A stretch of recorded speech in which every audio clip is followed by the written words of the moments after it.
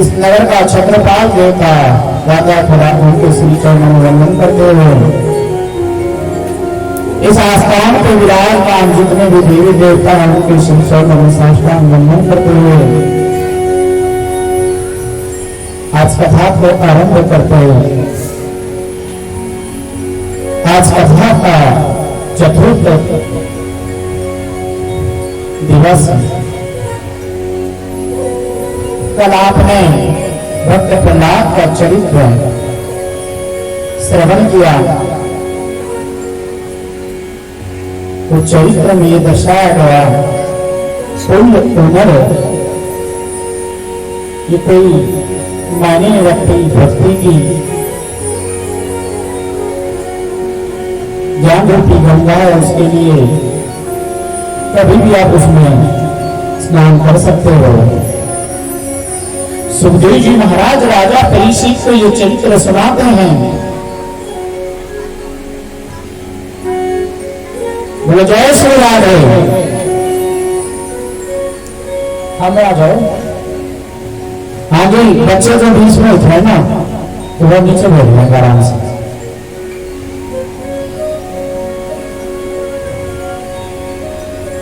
अब प्रभु की कृपा से आपको गजेंद्र का मोक्ष समुद्र मंथन की कथा ये श्रवण करवाएंगे। बाद में भगवान का जन्मोत्सव मनाएंगे। राजा परीक्षित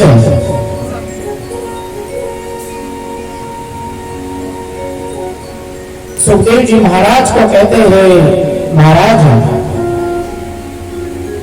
भक्त प्रहलाद का चरित्र जो मैंने श्रवण किया है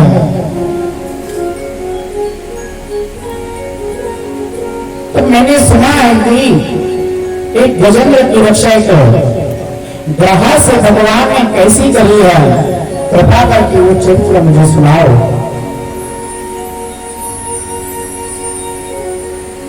सुखदेव जी महाराज यहाँ पर एक गजेंद्र का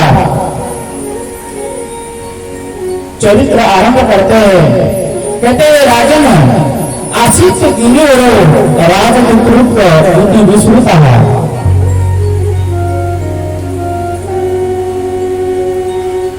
एक चित्रकूट नाम का एक पर्वत होता है जो चारों तरफ से क्षीर सागर समुद्र से घिरा हुआ है। उसकी जो लंबी लंबी शाखा है मानो आज स्वर्ण जैसी कथाएं अपने अंदर छुपाए बैठा है।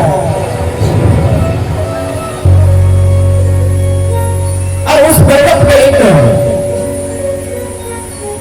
गजराज जिसे हाथी कहते हैं, गजेंद्र अपने परिवार के साथ विहार करने के लिए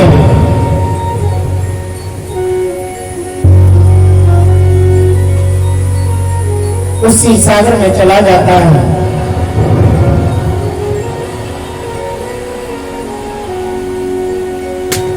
जब गजराज अपने परिवार के साथ वहां जल क्रीड़ा करने लगता है, कभी वो अपने सुंडी के द्वारा जल को अंदर खींचता है और अपने मंद मस्ती के उस स्वरूप को उस सुंडी में जो जल धारण किया है उसे बाहर निकाल देता है।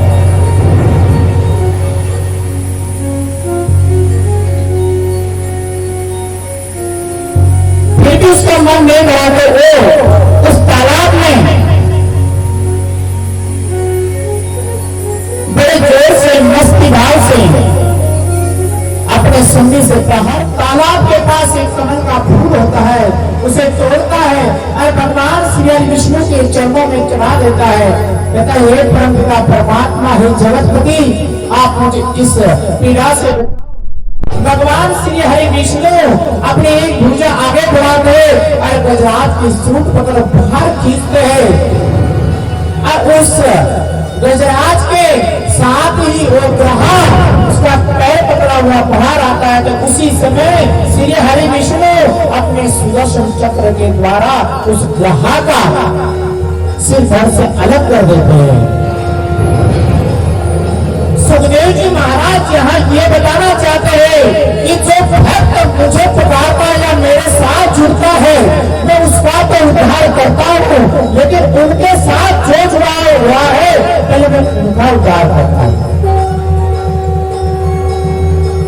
बचाने के लिए तो गजराज के लिए आए थे भगवान, लेकिन सर्वप्रथम ग्रहा का उद्धार किया। कोई भी सत्पुरुष की शरण में लगो, परमपिता परमात्मा इस ग्रहा की तरह आपके अंदर कितने भी अवगुण क्यों ना हो, सच्चे महापुरुष के साथ लगोगे तो परमपिता परमात्मा वो अवगुण ऐसे ही विध्वंस कर देते। आज ग्रहा का सिर धड़ से अलग कर दिया।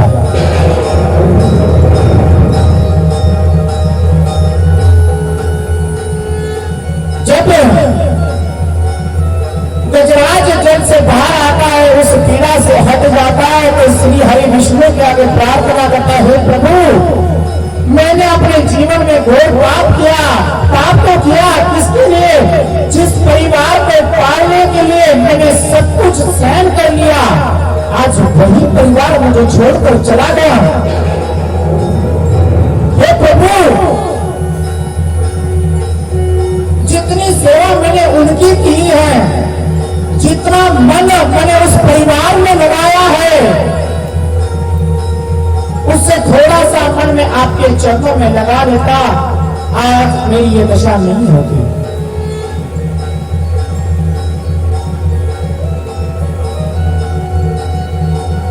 श्री हरि विष्णु के चरणों में वंदन करता है। गजराज कहता है प्रभु आज आपने मुझे इस पीड़ा से मुक्त किया है, आज के बाद मैं आपके श्री चरणों का ही ध्यान करता रहूंगा।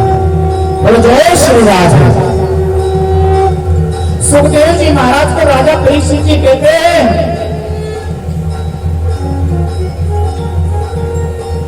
महाराज हमें ये बताओ गजराज ने ऐसी कौन सी तपस्या की थी, उस ब्रह्मा ने ऐसा कौन सा पुण्य किया था, साक्षात श्री हरि विष्णु को आकर उनका उद्धार करना पड़ा। तो कहते हैं जो ग्रहा है, जो मगरमच्छ है, ये हुहू नाम का एक गंधर्व था। एक समय वो अपने परिवार के साथ, पत्नियों के साथ जल क्रीड़ा कर रहा था और वहां पे देवल ऋषि आ रहे थे। तो देवल ऋषि ने सोचा ये तो स्त्रियों के साथ अपनी क्रीड़ा कर रहा है। देवल ऋषि उस तालाब में स्नान करने के लिए आ रहे थे, तो एक साइड में चले जाते हैं और वहां पर सूर्य भगवान को जल देने के लिए डुबकी लगाते हैं। तो ये उहू नाम का गंधर्व अपनी स्त्रियों के साथ वहां स्नान करता है। हास्य प्रयास से जल के अंदर से आते ही जब ऋषि आंख बंद करते हैं तो उनकी टांग पकड़कर खींचता है और ऋषि उसी समय भयभीत होकर, क्रोधायमान होकर जब खड़े हो जाते तो उहू नाम का गंधर्व सामने आकर उस ऋषि को कहता है आप तो डर गए, मैं तो आपके साथ हास्य प्रयास कर रहा था। लेकिन ऋषि क्रोध में आकर उस उहू नाम गंधर्व को श्राप देते, जा इस जल के अंदर एक ऋषि का तूने अपमान किया है, जाकर तू ग्रहा बनेगा, मगरमच्छ बनेगा धरती पर। तब वो गंधर्व कहता है प्रभु मैंने इतना घोर पाप तो नहीं किया, आप मुझे इस पाप में ढकेल रहे हो। तब ऋषि जी सोचने लगते मैंने बहुत बड़ा श्राप किया। तब उस वो नाम गंधर्व को ऋषि वरदान देते हैं तो ग्रहा तो बनेगा, लेकिन तेरा उद्धार करने के लिए तीनों के नाथ परमपिता परमात्मा जगतपति साक्षात आएंगे। तब वो नाम का गंधर्व बड़ा प्रसन्न होता है, महाराज आपने मेरे ऊपर दया की, इस श्राप से मुक्ति पाने के लिए आपने श्री हरि विष्णु को आने को कहेंगे या आएंगे तो मेरा उद्धार ही हो जाएगा। सुखदेव जी महाराज कहते जो गजेंद्र है ना, ये प्रतिंद पांडव देश का राजा था जिसका नाम इंद्रधुमन था। जो ये इंद्रधुमन एक समय अपनी सभा में अपने रानियों के साथ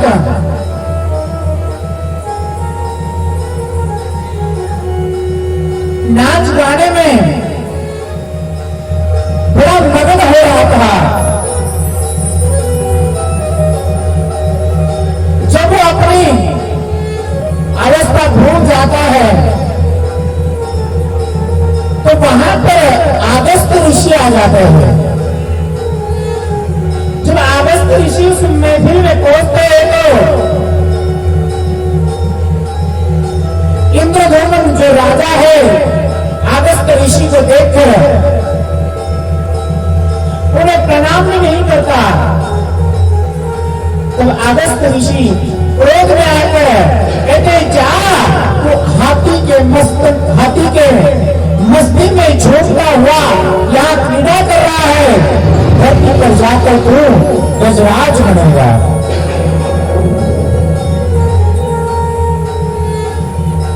राजा ऋषि के अगस्त ऋषि के श्री चरणों में वंदन करता है, प्रभु मुझसे भूल हो गई, मुझे क्षमा करो। आपने जो श्राप दिया है मुझे कुछ उपाय बताओ जिससे मैं इस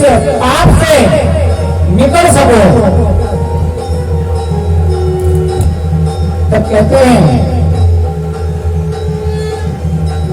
कि जब आप धरती पर गजराज बढ़ोगे तो श्री हरि विष्णु आपका उद्धार करेंगे और उसी समय आप परमपिता परमात्मा के कृपा के पात्र बनोगे। वो जय श्री राधे। इस प्रकार सुखदेव जी महाराज यहाँ पर गजराज का मोक्ष राजा परीक्षित को सुनाते हैं।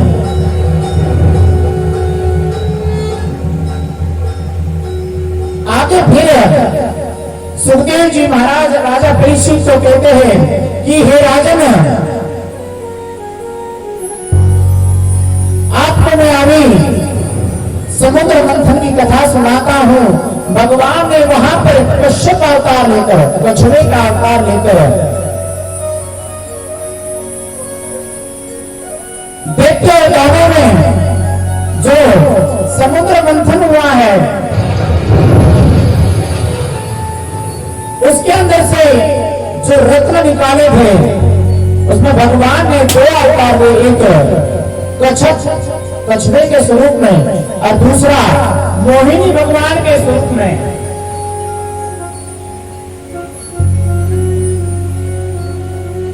राजा कहता है महाराज, मैंने सुना है कि दुर्वासा ऋषि ने एक बार इंद्र को श्राप दिया था कि तू स्त्री हीन हो जाएगा। और उस समय राजा बलि उस सिंहासन पर विराजमान हुआ था। तो महाराज ये प्रसंग मुझे विस्तार से सुनाओ। तब कहते हैं राजन, एक समय दुर्वासा ऋषि रास्ते से विराजमान हो रहे थे, जा रहे थे और उसी रास्ते से इंद्र की सवारी आने लग रही थी। इंद्र अपनी मस्ती में उस ऐरावत हाथी के ऊपर बैठता हुआ आने लग रहा था। दुर्वासा ऋषि ने भगवान इंद्र को देखा तो उनके स्वागत के लिए अपने गले से माला उतार कर इंद्र के गले में डाल दी। लेकिन वो इंद्र ने वो माला उतार कर गजराज को, ऐरावत हाथी को पहरा दी। तब दुर्वासा ऋषि को क्रोध आ गया, जो माला मैंने इंद्र को पहनाई थी वो माला उसने गजराज को पहनाई है। तब दुर्वासा ऋषि इंद्र को श्राप देते कहते कि जा, तू स्त्रीहीन हो जाएगा। स्त्रीहीन का मतलब होता है, स्त्री का मतलब होता है लक्ष्मी। जब इंद्र इस श्राप में बैठक होकर दुर्वासा ऋषि को प्रणाम करने लगता है, प्रभु आपने क्या किया? दुर्वासा ऋषि कहते बस मेरे मुंह से श्राप निकल गया और इसका भोग आपको भोगना पड़ेगा।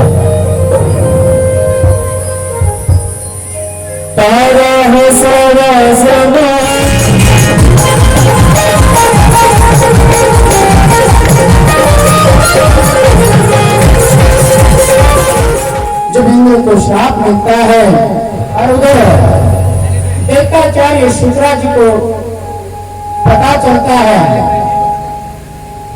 देवते के गुरु शुक्राचार्य आधिपत्य वहां जमा लो।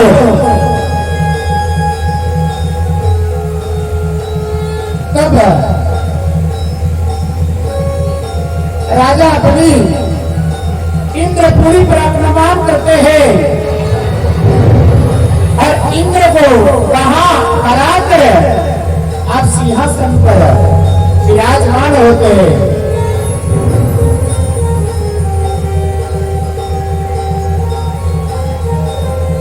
जब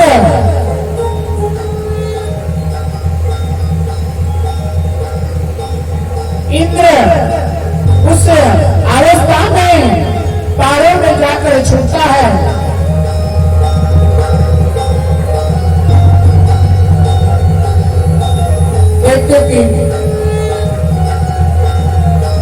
की माता ये देखकर बड़ी घबराती है। आदि की माता कि मेरे पुत्र आज जंगलों में भटक रहे हैं, मैं उसके लिए क्या करूं?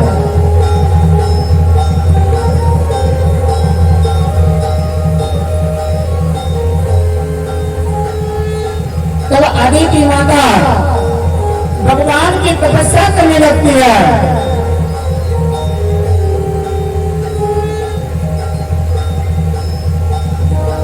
जब आदि की माता तपस्या में बैठती है तो इधर सभी देवता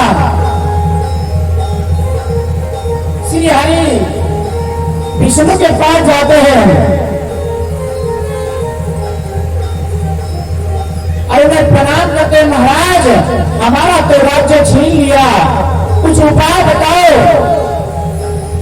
तो श्री हरि विष्णु कहते हैं आप दैत्यों के साथ समझौता करो और समुद्र मंथन करवाओ। समुद्र मंथन से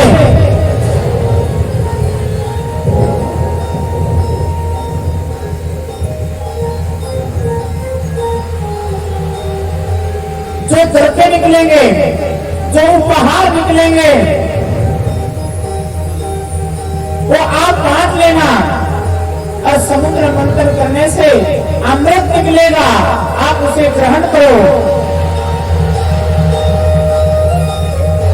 और आपने एक बार अमृत ग्रहण किया तो आपको कोई मार नहीं सकेगा, चाहे कितने लड़ाई क्यों ना हो, शस्त्र क्यों ना उठे, आप किसी शस्त्र द्वारा मारे नहीं जाओगे। भगवान की ये बात सुनकर राजा इंद्र अपने देवताओं के साथ बलि के दरबार में चले जाता है।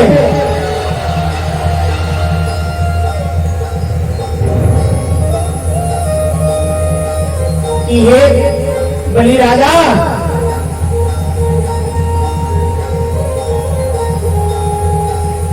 हम आपके पास एक प्रस्ताव लेकर आए हैं, बताओ क्या प्रस्ताव है।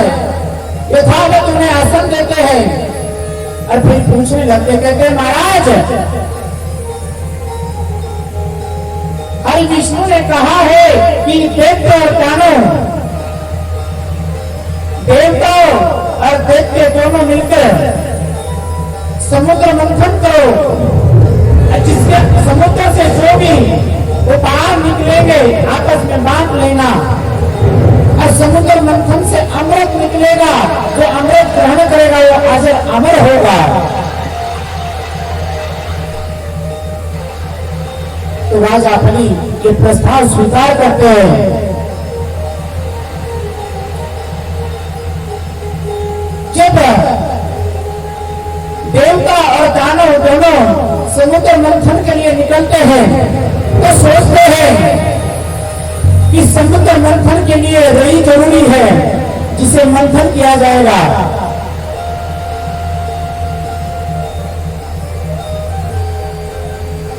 तो देवता और दानव पर्वत को उठाकर लेकर आते हैं, मंदरांचल पर्वत। लेकिन जब पर्वत उठाते हैं कहते ना कोई कार्य आप आरंभ करो तो सर्वप्रथम गणेश जी की पूजा करनी चाहिए।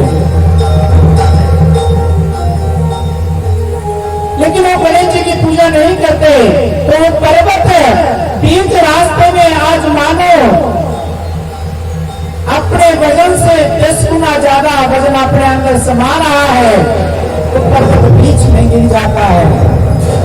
कहीं देवता कहीं देवते उस पर्वत के नीचे आते हैं तो इतना भारी पर्वत हम नहीं लेके जाएंगे।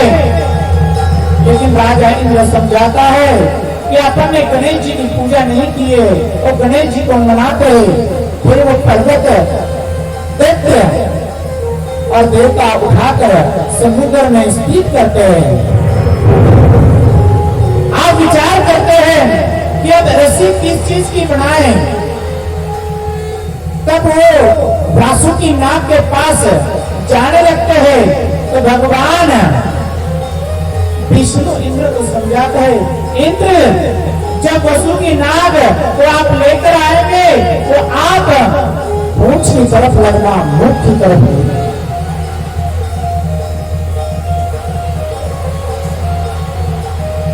कहते परमात्मा ऐसा क्यों? बोला वासुकी नाग में इतना विष है, इतना अग्नि की ज्वाला है, आप उसे सहन नहीं कर पाओगे। तो महाराज जो देखते ने कहा हम पूंछ पे लगेंगे, फिर तो आप सर्वप्रथम कहना हम मुख की तरफ लगेंगे, हम पूछे खानदान से है। देखते अपने आप कहेंगे नहीं हम मुख की तरफ से लगेंगे। ऐसा ही किया सभी देवता वासुकी नाग के पास जाते विनती करती है, शेषनाग वे भोले शंकर को प्रसन्न करने वाले, भोले शंकर के समीप रहने वाले वे नाग देवता हम आपको प्रणाम करते हैं। श्री हरि विष्णु की आज्ञा से हम आपके पास आए हैं, हमें समुद्र मंथन करना है, उसकी रस्सी आपको बनाना चाहते हैं। वासुकी नाग हरि की आज्ञा मानकर देवताओं के साथ चले जाते हैं। वहां जाने के बाद उस पर्वत के ऊपर रस्सी के समान उसे लपेट देते हैं। अरे इंद्र भगवान वही भगवान ने समझाया, कहते हैं फिर आया बोली हम मुख की तरफ लगेंगे क्योंकि हम देवता है और आप दाना हो, पूंछ की तरफ लगो। लेकिन राजा कहता है नहीं, हम लगेंगे तो मुख की तरफ ही लगेंगे, हम भी कोई छोटे खानदान के नहीं हैं। तब सभी देवते मुख की तरफ लगते हैं और देवता पूंछ की तरफ समुद्र मंथन आरंभ होता है। जब समुद्र मंथन आरंभ होता है तो वो पर्वत उस समुद्र के अंदर डूबने लगता है। तब सभी देवता घबराने लगते हैं कि समुद्र मंथन होने तो जा रहा है लेकिन पर्वत एक जगह स्थिर नहीं हो रहा है। तब अब इसका उपाय क्या करें?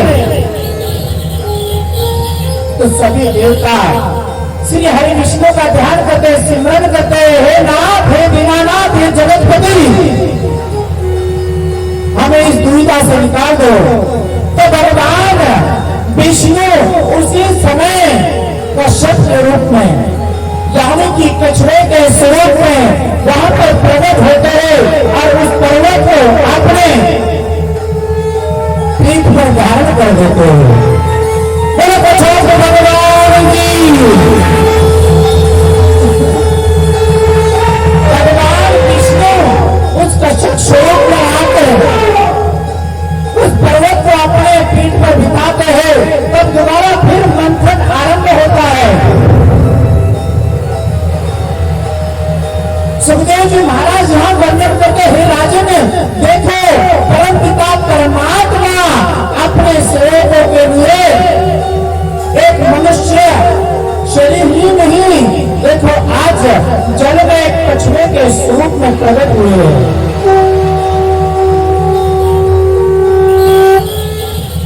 सुखदेव जी महाराज कहते हैं, राजन जब समुद्र मंथन आरंभ होता है तो उससे सर्वप्रथम अनाहत नाम का विष प्रकट होता है। और वो विष ऐसा जैसे हवा के वेग से जिस दिशा में चला जाएगा तो वहां पर जो भी जीव उसके सामने आएगा वो मृत्यु को प्राप्त हो जाता है। जब यह हराहार विष धरती पर अपने आक्रोश में सब जीवों को विध्वंस कर रहा था, देवता फिर घबराते, दानव भी घबराते, अब क्या करें?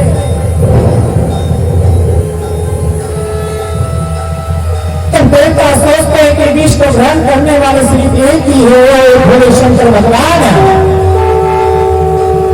सभी देवता भोले शंकर की आराधना करते हैं, उनके निवेदन करते हैं, देवाधिदेव महादेव भूतात्मा भूतभावा त्राहिमाम शरणपति एक नाथ हे देव देव महादेव, हम आपकी शरण में है, आप हमारी रक्षा करो। जब भोले शंकर भगवान जब ये सुनते हैं तब वहां पर कैलाश पर्वत पर बैठे हुए माता पार्वती से पूछते हैं कि मैं विष ग्रहण कर लूं, लेकिन कौन सी पत्नी अपने पति को कह सकेगी कि आप विष ग्रहण करो। लेकिन कहती है प्रभु आपकी इच्छा है कि बोले मां पार्वती का मन देख लेंगे, क्या कहेंगे। बोले शंकर भगवान अपने पीठे पर आरूढ़ होकर हाथ में त्रिशूल लिए उस समुद्र मंथन की तरफ जाते हैं और वहां जाने के बाद जब देखते हैं क्या अनहार विष एक कर्म में धरा हुआ है, उसे अपने हाथ में उठाते हैं और उठाने के बाद ये विचार करते हैं कि ये विष ग्रहण करूंगा मैं तो मेरे हृदय में स्थिर मेरे राम जी का स्वरूप वो विध्वंस हो जाएगा, इनको कष्ट सहन करना पड़ेगा। वो जय श्री राधे, मैं सब कैसे ग्रहण करूं। तो भगवान भोलेनाथ उस विष को अपने मुख में देते एक नाम लेते हैं पहले वाह, उसे अपने गले में धारण करते फिर मां कहते वो विष भगवान के हृदय से पार होकर पेट में नहीं सिर्फ कंठ पे रुकता है। देखो राम नाम में इतनी ताकत है। अरहान बीच भोले शंकर भगवान ने राम नाम लेकर अपने कंठ में डाला। जब उनका कंठ नीला हो गया भोले शंकर का तो सभी देवता उनके स्वरूप का दर्शन करने लगे। देखो पहले ही जो होने वाले थे नीले वाले थे, आज उनका कंठ नीला हो गया। तो सभी देवता भोलेनाथ को वहां पर एक नाम देते हैं, क्या नीलकंठ। नीलकंठ महादेव की सभी भोले शंकर की स्तुति करने लगते हैं। नमः शिवं स्वरूपम, हे शंकर भगवान तो जगत के सहायन करने वाले आपकी जय हो, हे कैलाशपति आपकी जय हो। भोले शंकर उस विष को आपने गले में धारण करे हुए फिर कहां से चलकर कैलाश पर्वत की तरफ आते हैं। फिर दोबारा वहां समुद्र मंथन आरंभ होता है। समुद्र मंथन आरंभ होता है तो उसके अंदर से सर्वप्रथम कामधेनु दो माता आती है। कामधेनु जो भी कामना करो आप वो उस गौ से प्राप्त करेंगे। सब देवताओं ने सोच लिया ये देवताओं के हाथ लगी तो बड़ा विनाश हो जाएगा। देवते सोच रहे थे ये देवताओं को हाथ बनेगी तो हमें कुछ नहीं मिलेगा। जब दोनों में विचार होता है तो इंद्र भगवान और राजा बलि कहते हैं इसे ऋषियों को दान दे दो। तब से ये ऋषियों को काम देने गैया देवी और ऋषि उस गैया को लेकर अपने लोग को चले गए। उसके बाद निकला उच्च स्वर नाम का एक घोड़ा। उच्च स्वर नाम का जो घोड़ा निकला राजा बलि कहने लगा इस घोड़े को मेल होगा तो राजा बलि को दे दिया। फिर उसके बाद कौस्तुभ बलि निकली। देवता कहने लगे एक आपने ले लिया अब हमारी बारी है। कौस्तुभ बलि देवता लेने लगे तो उसी समय इन्होंने कहा ये मणि तो इसलिए हरि विष्णु को ही सुशोभायमान करने वाली है तो वो कौस्तुभ मणि भगवान को अर्पण कर दे। उसके बाद माता लक्ष्मी का प्रागट्य उस मंथन से हो गया। देखो माता लक्ष्मी कहीं कहते माता लक्ष्मी कैसे प्रकट हुई? माता लक्ष्मी समुद्र मंथन से पैदा हुई है।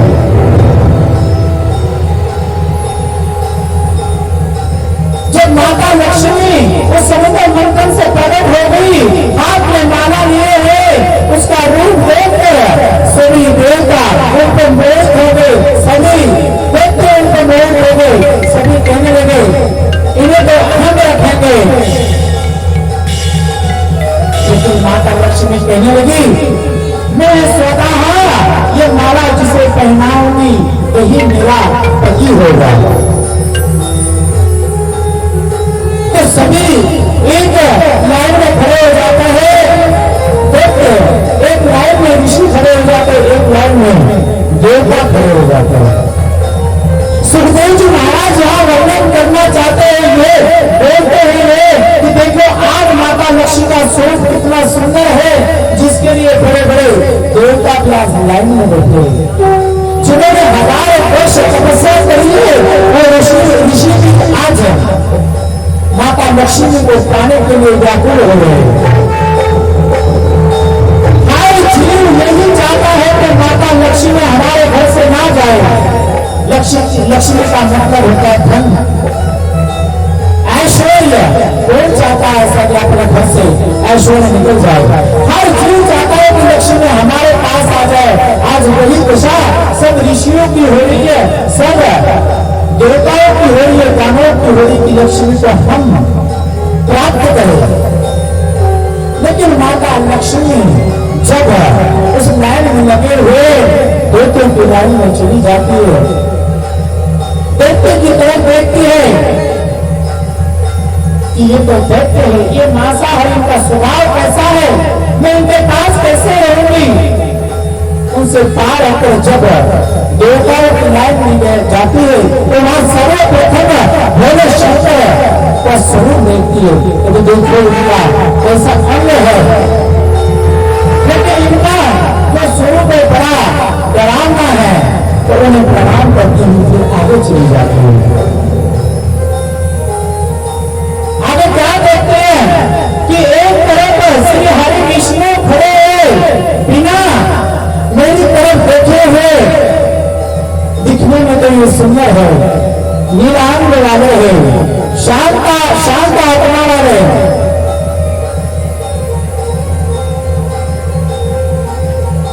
इनका स्वरूप देखो गगन के समान है, नीलांग वाला है, लेकिन ये मेरी तरफ एक बार भी नजर उठाकर नहीं देख रहे।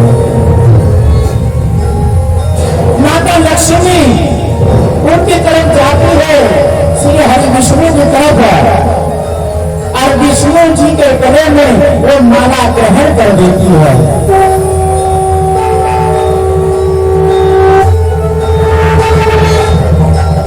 और जब ये स्वरूप सभी देवता देखते हैं कि लक्ष्मी तो भगवान श्री हरि के पास ही अच्छी लगती है, तब सभी जयकारा लगाने लगते, बोलो लक्ष्मी पति की, बोलो लक्ष्मी नारायण भगवान की।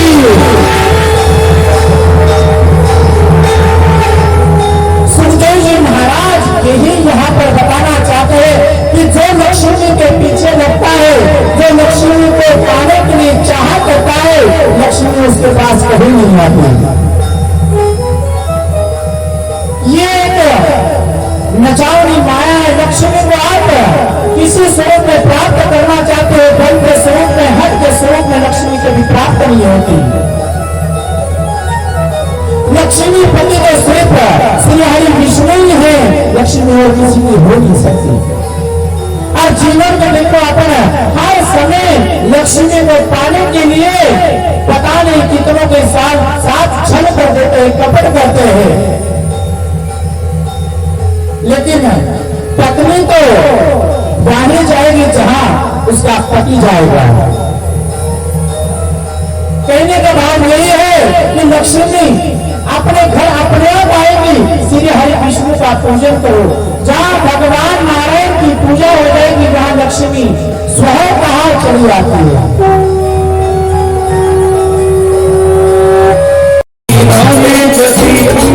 ये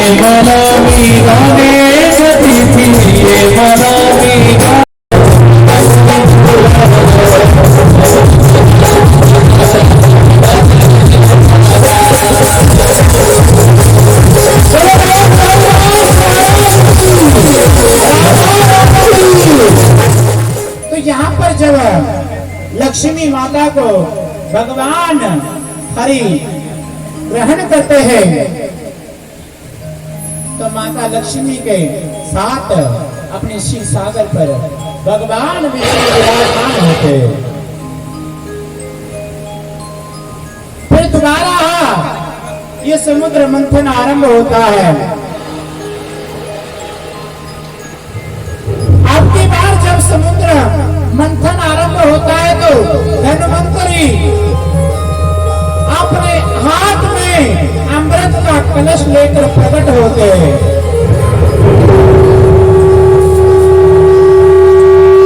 जब देखते हैं कि अमृत का कलश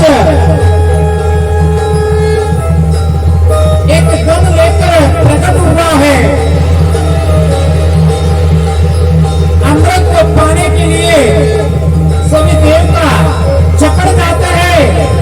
धन्वंतरी घबरा जाते हैं कि ये अमृत देखते के हाथ लग गया तो धरती का विनाश हो जाएगा।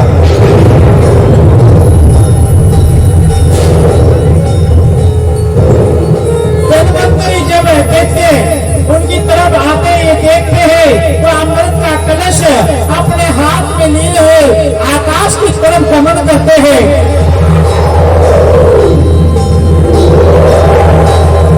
सभी देवते जब धन्वंतरी को पकड़ने के लिए उनका पीछा करते हैं कि पकड़ो पकड़ो पकड़ो, यही अमृत है, इसी के लिए तो ये सब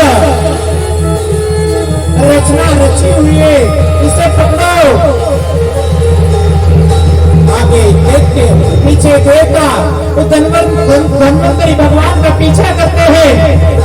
जब धन्वंतरी देखते हैं प्रभु मुझे बचाओ, ये अमृत इन दुष्टों के हाथ लग गया तो सृष्टि का विनाश अवश्य होगा।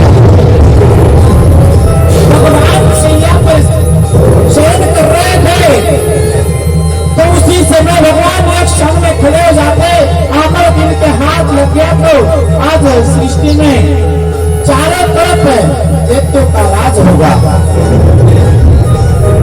तो भगवान जहां पर धन्वंतरी अमृत का कलश लिए हुए आकाश मार्ग में आ रहे थे, थोड़े बड़े तो उसी समय भगवान मोहिनी रूप धारण कर धन्वंतरी के पास प्रकट होते हैं। सुखदेव जी महाराज यहाँ वर्णन करते हैं कि आज भगवान मोहिनी रूप में मानो साक्षात माता लक्ष्मी का स्वरूप धारण किए हुए,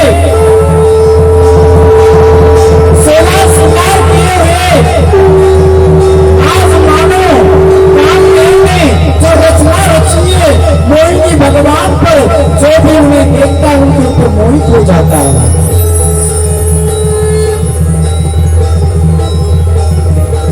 धन्वंतरी के पास से भगवान मोहिनी वो कलश लेते हैं और कहते बगते रुको, आप ऊंचे खानदान से शुक्राचार्य जी देखते के गुरु है, आपके गुरु ने यही शिक्षा दी है कि जो चीज ना मिले उसे छीन लो। राजा बलि की भी बुराई करने लगे मोहिनी भगवान, तब सभी देवता चुप हो गए और भगवान मोहिनी के रूप को देखकर सभी मोहित होते। कहते देवी जी आप कौन हो? तो मोहिनी भगवान कहते मेरे परिचय से आपको क्या लेना, आप थोड़ी मेरी यहाँ पर सेवाई करने वाले हैं। तो अच्छा देवी जी, अच्छा हमें ये अमृत मिलना चाहिए, कैसे मिलेगा? तो मोहिनी भगवान कहते हैं ये देखो इस मंथन में दानव और देवता दोनों बराबर के हकदार हैं, तो ये दोनों को मिलना चाहिए। मोहिनी भगवान कहते हैं जो ऊपर खड़े के ऊपर जो जल भरा है वो तो हम भगवान इंद्र को पिला देंगे और जो नीचे गाड़ा रहेगा वो आपको पिला देंगे, हम दोनों का बंटवारा बराबर कर देंगे।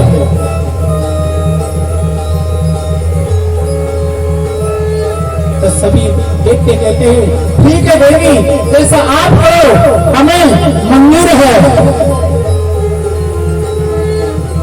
तो मोहिनी भगवान उसी समय अपने पेंडुल की आवाज से दैत्य की तरफ जाती है और कहती है अभी इसी समय मैं अपनी माया से यहाँ एक राजमहल का निर्माण करती हूँ।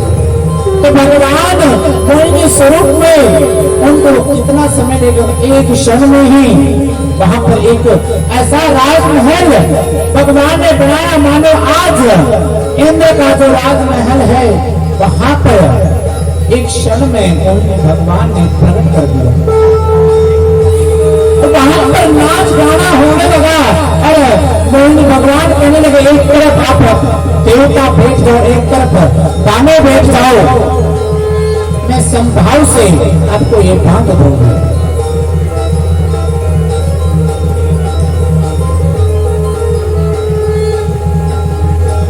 जब भगवान मोहिनी वो अमृत बांटने लगे थे अपनी माया से, जब दैत्य की तरफ जाते हैं तो उसी समय उस गणेश से अमृत को छुपा लेते हैं और उन्हें जल स्वरूप में ग्रहण कराते हैं। और जब देवताओं की तरफ आते हैं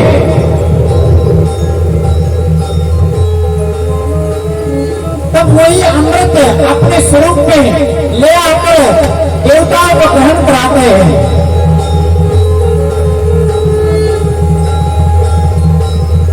जब ये स्वरूप चलता रहता है, दैत्य तो बिना अमृत रहते हैं मोहिनी के भाव में और देवता अमृत पीने लगते हैं।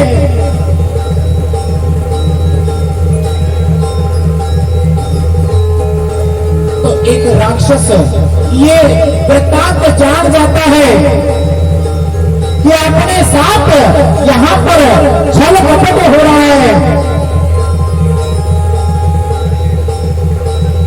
कि जो अमृत अपन को ग्रहण करना है वो ये मोहिनी कोई और नहीं श्री हरि के विष्णु के स्वरूप में आकर देवताओं को पिलाने लग रहे हैं। तो राक्षस स्वर भानुमान का राक्षस वो सूर्य चंद्रमा के बीच में जाके बैठता है, अपने शरीर को देवताओं के स्वरूप में लाता है और भगवान उसे देवता समझकर अमृत पिलाने लगते। तो सभी देवता कहते हैं प्रभु ये दानव है, इसका मुख खुला हुआ होता है, वो अमृत उसके कंठ में होता है। भगवान उसी समय अपने स्वरूप में आते और अपने सुदर्शन से उस स्वर भानु राक्षस का सिर धड़ से अलग कर देते हैं। स्वर भानु नामक राक्षस आगे चलकर राहु और केतु के स्वरूप में प्रकट होता है। उसी राक्षस की पूजा देवताओं में की जाती, ग्रहों में की जाती है।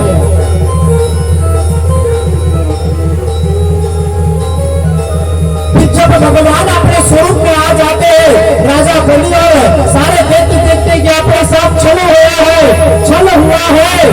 बहुत घोर अन्याय हुआ है।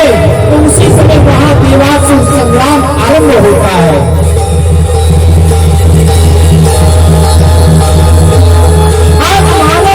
सभी देखते देवताओं की तरफ आवेश में दौड़ने लगते हैं, अपनी तलवार निकालते और देवता अमृत ग्रहण करते हैं, वो हाजिर अंदर होते हैं। तो देवता की तरफ मांगने में दौड़ते उनका देवासुर संग्राम आरंभ होता है।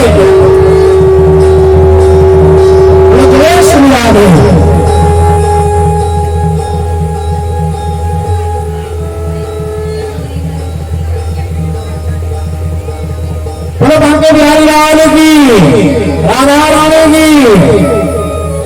जब देवासुर संग्राम आरंभ होता है, दैत्य दानवों में जब संग्राम आरंभ होता है, सभी दैत्य वहां पर बैठे हुए होते, वो सब मृत्यु को प्राप्त होते। यहाँ तक देवताओं का राजा, दानवों का राजा बलि भी वहां पर मारा जाता है।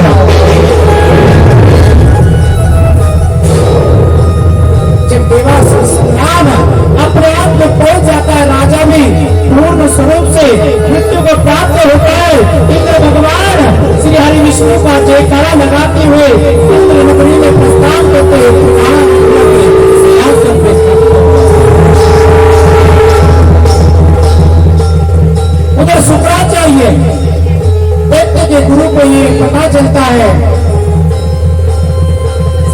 यज्ञ मारे गए, यहाँ तक राजा बलि भी मारा गया है, तो वो उस जगह पर आ जाते हैं। वहां आने के बाद शुक्राचार्य जी को एक विद्या आती है कि जो भी जीवात्मा मृत्यु को प्राप्त हो जाता है, शुक्राचार्य जी से एक ही क्षण में जीवन दान देते हैं। जब शुक्राचार्य जी उस समय आते हैं, देखते राजा का धड़ अलग पड़ा है, सिर अलग पड़ा है, संजीवनी विद्या के द्वारा उस शीर को राजा के ऊपर रखकर राजा को खड़ा कर देते हैं। जितने व्यक्ति भरते संजीवनी विद्या के द्वारा उनके ऊपर शंख में जल लेकर सभी के ऊपर जल का छिड़काव करते हैं, सभी दानव जीवित हो जाते। राजा बलि जब ये देखता है गुरु जी ने हमें जीवन दान दिया है, तो उनकी शरण में चले जाते हैं, कहते हैं गुरु जी आपकी बड़ी कृपा होगी, मुझे जीवन दान मिला। तब राजा बलि अपने राज्य में आते हैं, गुरु जी से आके लेते, गुरु जी हमारा इंद्र का आसन छीन लिया गया है, कुछ उपाय बताओ। तब शुक्राचार्य जी कहते हैं आपको लड़ने की आवश्यकता नहीं है, आप एक काम करो, क्या जो 100 अश्वमेध यज्ञ करेगा उसको सिंहासन अपने आप मिलेगा, जिसे कहते जो बहुमत सिद्ध करेगा वो प्रधानमंत्री राष्ट्रपति यहाँ तक मुख्यमंत्री बनता है। कहते 100 अश्वमेध यज्ञ आप कर लेना, आपको किसी के साथ झगड़ने की जरूरत नहीं, आपका यज्ञ संपूर्ण हो जाएगा। तो भगवान श्री हरि विष्णु को स्वतः आपको इंद्र का सिंहासन दे देंगे। तो राजा बलि गुरु की आज्ञा लेकर अश्वमेध यज्ञ आरंभ करते हैं। जब एक से बढ़कर एक यज्ञ होने लगते हैं, जैसे भी यज्ञ समाप्ति की ओर चला जाता है,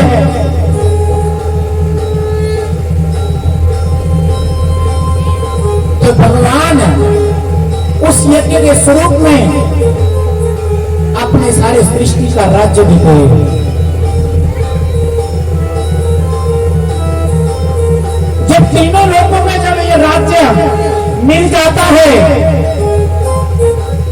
तो उधर देवताओं की माता अदिति घबरा जाती है कि आज मेरे पुत्रों के साथ बड़ा घोर अन्याय हो जाएगा,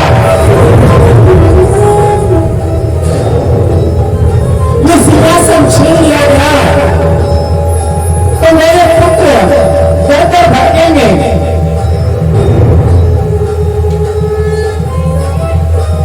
तो आदिति माता वहां पर फाल्गुन व्रत शुक्ल पक्ष की प्रतिपदा द्वादशी पवित्र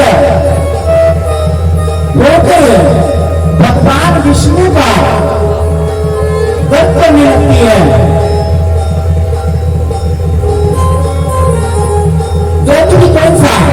सुबह जल्दी उठकर स्नान करती है, तो भगवान विष्णु को हर समय जो कमल के फूल है, तो एक कमल का पुष्प चढ़ाती है, भगवान का स्मरण करती है। कभी भगवान को कमल का फूल अति प्रिय है।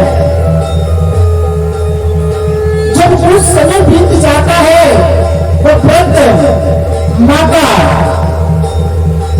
आदित्य अपने नियमों के अनुसार करती है, तो भगवान इस व्रत को जानकर उनकी तपस्या देखकर भगवान श्री हरि विष्णु वहां साक्षात प्रकट होते हैं।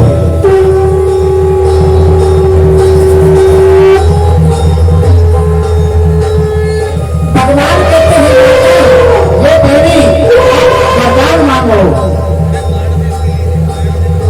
तो कहती है प्रभु राजा बलि 100 अश्वमेध यज्ञ कर रहा है और मेरे पुत्र का सिंहासन छीन लेगा, छीन लिया है, तो हे प्रभु कुछ ऐसा उपाय करो कि मेरे पुत्र को राज्य वापिस मिले। तो भगवान कहते हैं अदिति माता, मैं आपकी कोखी से जन्म लूंगा और वही राजा बनी जिसके मैं योग्य हो रहा है, उसे तीनों लोगों का राज्य लेकर आपको मैं दान दूंगा।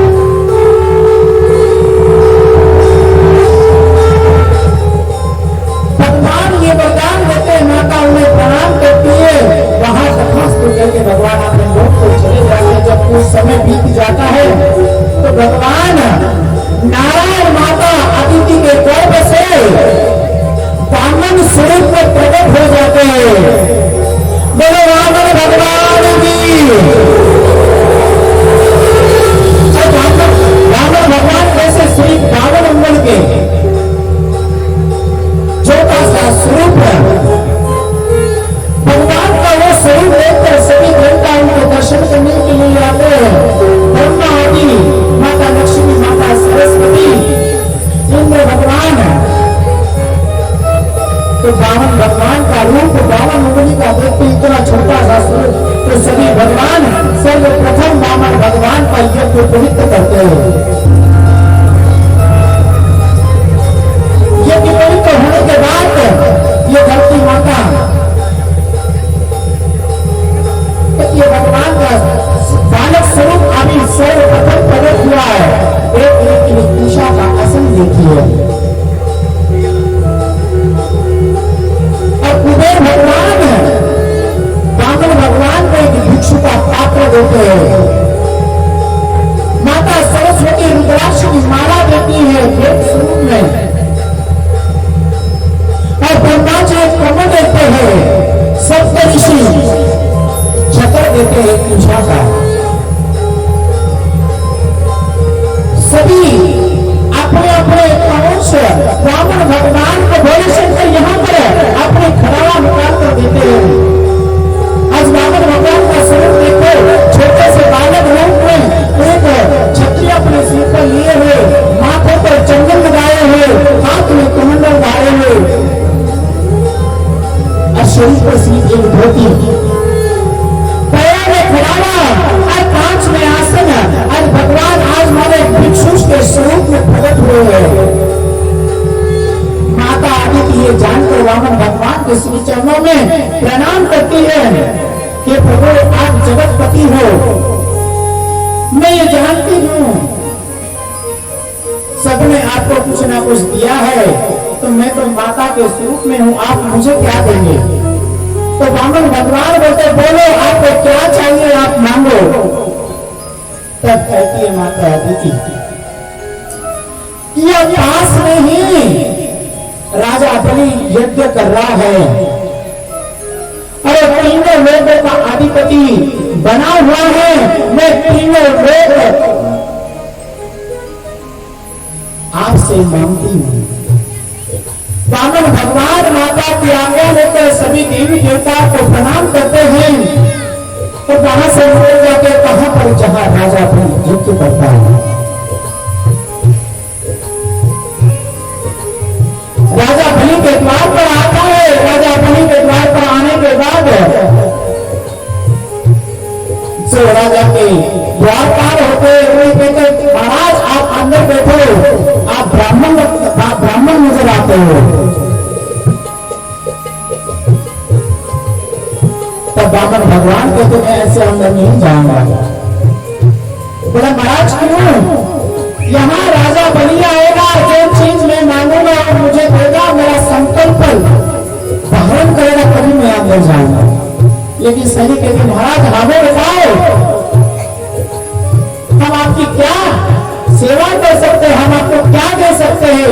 राजा बलि तो बहुत दूर की बात है। कहते नहीं, जब तक राजा बलि यहाँ आकर मुझे स्वतः संपन्न के स्वरूप में जो मैं दान मांगूंगा वो मुझे देगा, तभी मैं यज्ञशाला में प्रवेश करूंगा। वामन भगवान का हाथ रेख पर सभी द्वारपाल राजा के पास जाते हुए, राजा ने एक ब्राह्मण मंगल का एक छोटे से स्वरूप में ब्राह्मण आपके द्वार पर खड़ा है। हमने उनसे बड़ी विनती की, लेकिन वो अंदर आने के लिए तैयार नहीं है। तो कहते राजा को बुलाओ, राजा जो चीज मैं मांग रहा हूं मुझे दे देंगे तो मैं इनके यज्ञ में प्रवेश करूंगा। राजा बलि कहते चलो ऐसे महापुरुष के मैं दर्शन करना चाहता हूँ। राजा बलि वहां से आगे द्वार पर आने के बाद देखते ब्राह्मण भगवान का स्वरूप देखकर उनके श्री चरणों में वंदन करते हैं। ब्राह्मण देवता बताओ मैं राजा बलि मैं आपकी क्या सेवा कर सकता हूँ। कहते राजन मुझे जो चीज मांगोगे वही देनी पड़ेगी। महाराज आप बोलो ब्राह्मण हो हमारे यज्ञ में आए हो, यज्ञ से ब्राह्मण निष्फल जाएगा तो यज्ञ सफल नहीं माना जाएगा। तो कहते राजन आप पहले संकल्प करो। महाराज संकल्प करी क्या बात है, आप बताओ आपको क्या चाहिए, बिना संकल्प दे दूंगा या नहीं। राजा संकल्प करो। तो महाराज संकल्प करी इतनी ऐसी कौन सी बड़ी चीज आप मांग रहे हो जो मुझे नहीं देने पर विवश करेगा। संकल्प लेने के बाद बंधन में आप बांध दोगे। हाँ तो इस बालक स्वरूप में हो, मेरे राज्य में जो भालिया है किसी भालिया के साथ आप ब्याह करना चाहते हो, किसी कन्या के साथ ब्याह करना चाहते हो, आपका तो हम ब्याह करा देंगे। किसी गांव का राज्य चाहते हो या 100 गांव चाहते हो, तो ये बताओ कौन सा राज्य आपको चाहिए, किस दिशा का राज्य चाहिए, मैं आपको लेने के लिए ऐसे ही तो खड़ा हूं। नहीं महाराज मुझे कोई राज्य नहीं चाहिए, आपके राज्य की कोई कन्या नहीं चाहिए।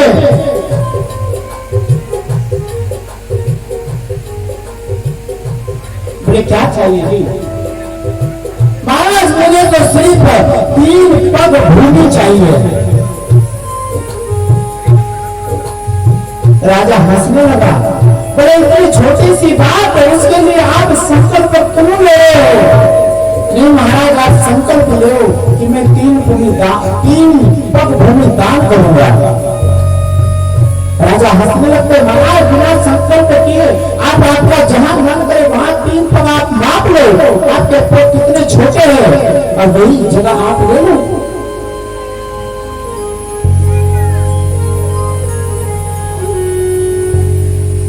जब ब्राह्मण भगवान हट करते हैं राजा को संकल्प लेने के लिए, तो वहां उसी समय गुरुजी आ जाते हैं। शुक्राचार्य जी देखते ये बालक आज राजा को एक द्वारपाल के स्वरूप में खड़ा करता हुआ संकल्प लेने के लिए क्यों इतना उतावला हो रहा है। वो अपने विद्या के द्वारा देखते हैं क्या ये कोई ब्राह्मण नहीं है, साक्षात श्री हरि विष्णु ब्राह्मण स्वरूप में यहाँ है। और ये 3 पग पृथ्वी मांगे, 3 पग में गए, 1 पग में तीनों लोगों का साम्राज्य राजा से छीन लेंगे।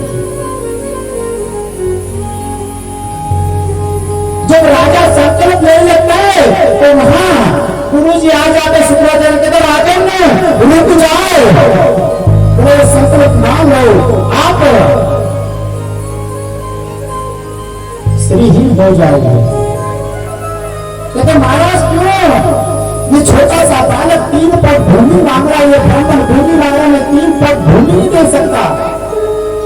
तो 16वां अश्वमेध यज्ञ होने जा रहा है। कहते महाराज ये कोई बालक स्वरूप नहीं है, साक्षात विष्णु यहाँ ब्राह्मण रूप में आया है, आपसे आपका सारा राज्य। राजा बलि फिर प्रसन्न होता है। वो द्वारपाल जिसके द्वार पे आज परमात्मा साक्षात दान मांगने के लिए आ रहा है, मैं ना करूं तो मेरे पूर्वज मेरे ऊपर धिक्कार मानेंगे। और जिसके लिए सारी दुनिया मांगती है, आज वो देने वाला आज मांगने के स्वरूप में मेरे द्वार पर खड़ा है और मैं उन्हें मना कर दूं, एक रुचि हो नहीं सकता। तो राजा बलि उसी समय अपने हाथ में जल ध्यान करने लगता है। तो शुक्राचार्य जी कहते हैं, यहाँ सुखदेव जी महाराज वर्णन करते उस लुटिया में शुक्राचार्य जी छोटे से स्वरूप में जाकर जो संकल्प का लोटा होता है उसके अंदर जो छत्र होता है उसके अंदर भेद जाकर जब बाहर ही नहीं आएंगे कहते जब जब बाहर ही नहीं आएगा तो संकल्प कैसा लेंगे। तो भगवान ब्राह्मण ये सब वेदांत जानते हैं, वो अपनी कुशा से एक भाग उखाड़ देते हैं जिसे दाब कहा जाता है।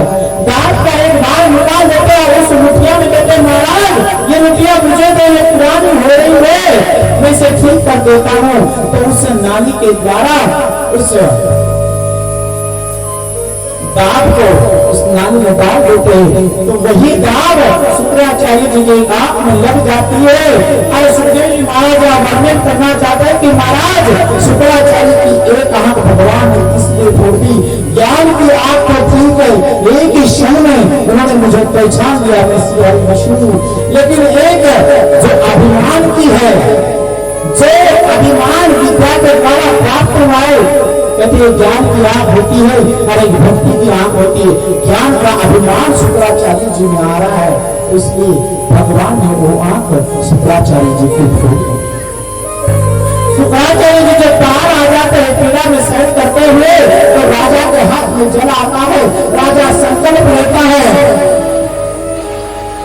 मैं राजा बलि ये संकल्प लेता हूँ कि ये ब्राह्मण जो 3 टन पृथ्वी मांग रहा है, मैं इसे मैं दान में दे दूंगा, नहीं भी तो मैं अपने प्राणों की आहुति दे दूंगा।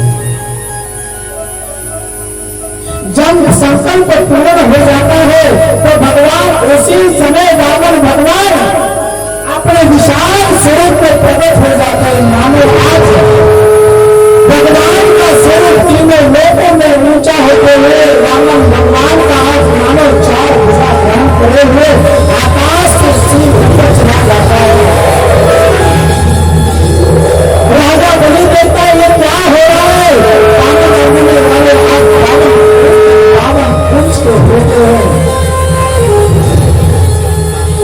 शुक्राचार्य जी कहते हैं राजन में आपको पढ़े दौरा का ये कोई ब्राह्मण नहीं है, ये साक्षात श्री हरि विष्णु है।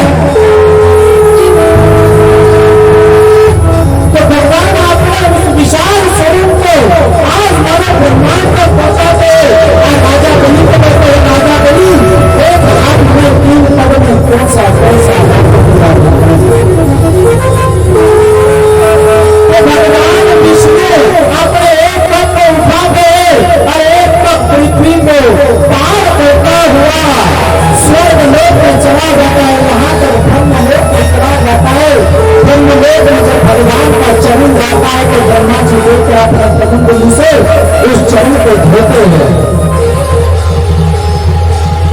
कहते जिसकी रज पाने के लिए मैं हजारों वर्ष तपस्या कर रहा था, आज वही पद मेरे यहाँ आया है। मेरे से बड़ा भाग्यशाली कौन होगा?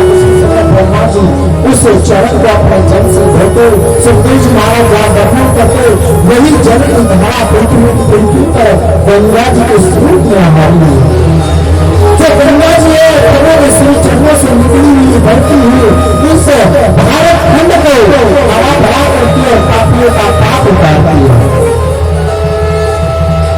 गंगा तो इसीलिए तो तारिणी कहा जाता है, जो पापियों को पार होती। क्यों? कि जो पापी है भगवान श्री हरि विष्णु के श्री चरणों में जाना चाहता है, उसी श्री चरणों से गंगा जी का प्रागट्य हुआ है। जो भी जीव गंगा जी का स्नान करता है उसके पाप नष्ट हो जाते हैं।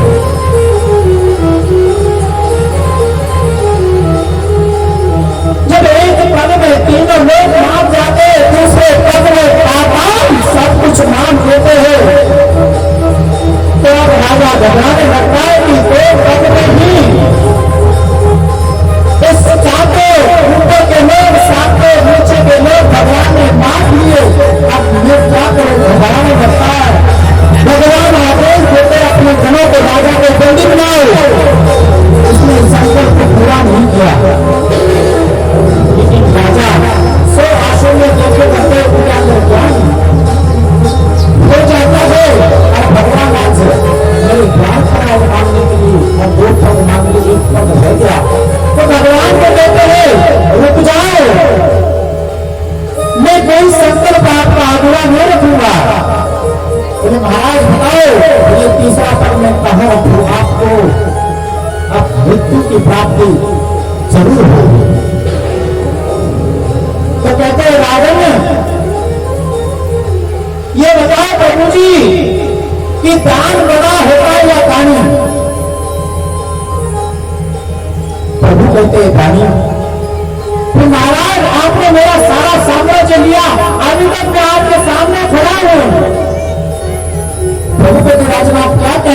चाहते हो। आपने दोनों पद में 14 भुवन माप लिए, आपका एक पद रहा है। आप दानी बुरा है तो मैं दानी आपके सामने खड़ा हूं, आपका तीसरा पद मैंने सब कर रहा हूं, मैं भी आप ही का हो जाऊंगा।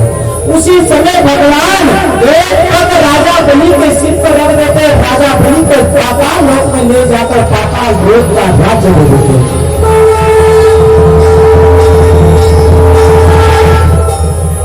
जो पाताल लोक में राज्य देते हैं तो राजा के उस दान से भगवान बड़े प्रसन्न होते हैं। राजा क्या आप इस दान से बहुत प्रसन्न हो, आप भगवान मांगो क्या चाहते हो? तो राजा कहता है प्रभु मैं ये चाहता हूं हर समय आप मेरे पास हो, हर समय मैं आपकी इस छोटी सी पावन रूप का जो स्वरूप है इस छवि को मैं देखता रहूं, मैं यही चाहता हूं। तो भगवान मांगो तो कहते हैं आप हे देवादिदेव भगवान विष्णु, मैं आपसे यही वरदान मांगता हूं, आप आज मुझे मेरे द्वार पर आकर तीनों लोग का राज्य ले लिया, मैं सदा आपका हो गया, तो मैं यही चाहता हूं कि हर समय आप मेरे द्वार पर खड़े रहो, मैं आते जाते आपके दर्शन करूंगा और मेरा जीवन धन्य होगा।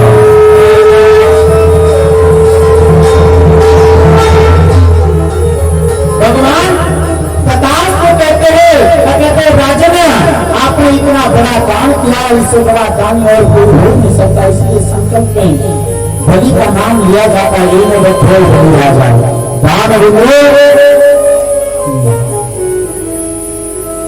तो ये दान का जो संकल्प लेते हैं तो बलि का वहां पर वर्णन आता है, यज्ञ करते हुए आता है।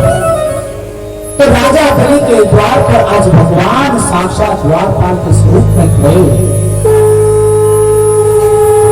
ऐसा बड़ा भाग्यशाली कौन होगा? श्री हरि विष्णु आज उसके द्वार पर खड़े। कथा तो बहुत लंबी है, समय का अभाव है, तो राजा बलि का प्रकरण अपन यही थोड़ा संक्षिप्त में लेने की वजह से स्वरूप में लेते। राजा बलि को वहां पर पाताल लोक में राज्य करते भगवान कहते जिस चीज के लिए आपने राज्य किया है, यज्ञ किया है, वही इंद्र का आसन। उस समय के बाद आपको अगले मनमंत्र में इंद्र के स्वरूप में आप ही प्रकट हो गए, इंद्र का राज्य प्राप्त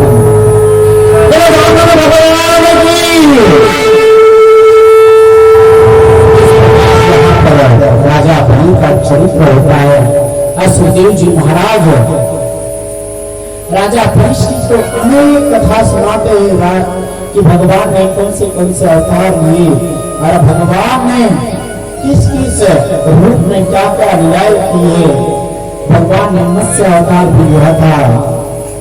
मत्स्य अवतार में महाराज महाप्रलय के साथ में सत्यव्रत जब सत्यव्रत राजा को महाप्रलय के समय मत्स्य अवतार में प्रभु ने बचाया था।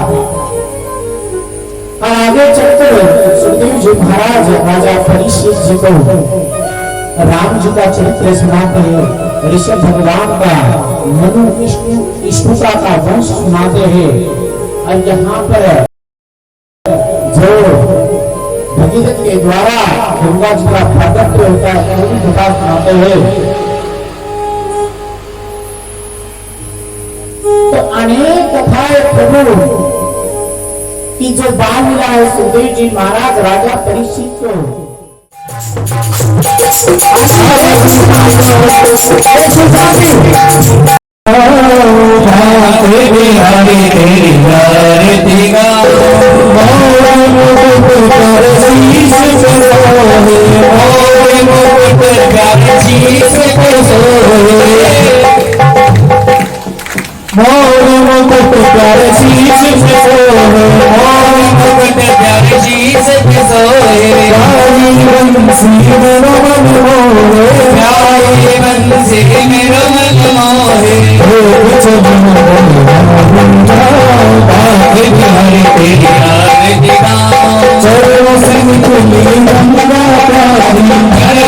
निकले गंगा प्यारे, जिसने सारी दुनिया तारी, जिसने सारी दुनिया तारी,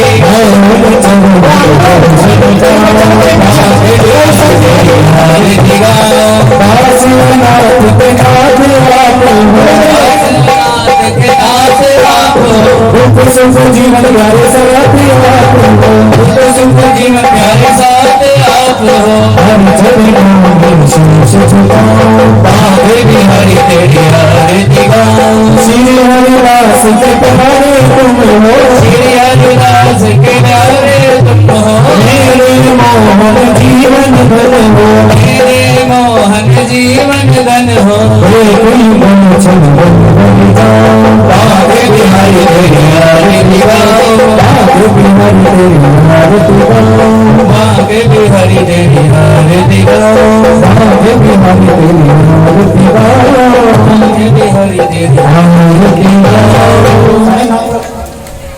काशिया के संत में सुने,